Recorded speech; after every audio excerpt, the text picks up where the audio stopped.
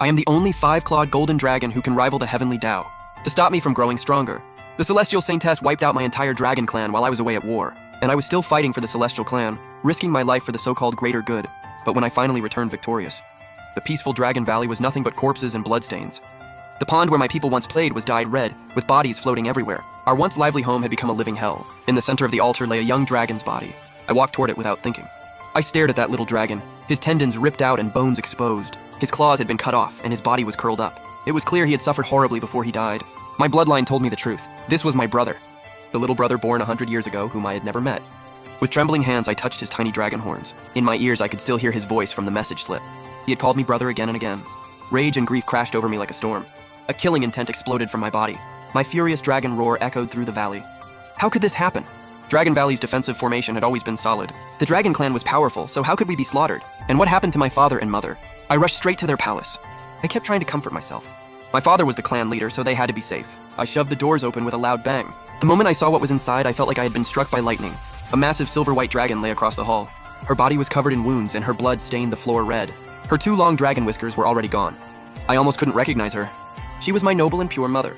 My knees went weak and my voice shook. Mother. Mother only had one breath left. She forced her eyes open.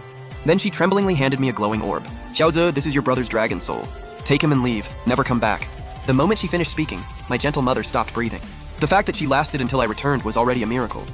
If she hadn't been worried about my brother's soul and my safety, she would have been gone long ago. My brother's dragon soul was terribly weak. It seemed to be missing two parts. It couldn't take any more harm. I placed his soul close to my heart. Then I buried every body in Dragon Valley. I built a grave for each of them. Looking at the small mounds before me, I could still hear my people's laughter in my ears. This was the home I had missed for 100 years on the battlefield. And the brother I had waited 100 years to meet was gone too. In the vast Dragon Valley, I was the only one left. My father was also missing. I remembered my mother's final look. It was full of sorrow and reluctance. I knew she only wanted me to take my brother and live. She didn't want me to seek revenge. But how could I let this go?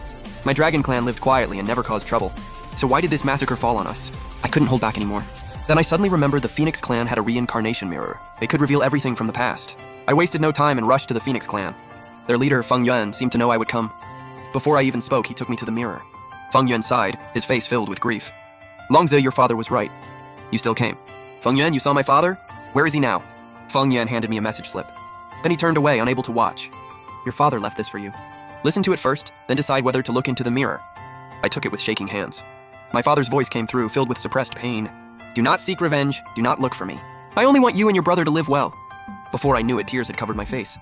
My father had always been unbreakable. Even during heavenly tribulations, he never cried out once. But now I could clearly hear it. There was pain in his voice that he couldn't hide. What kind of torture?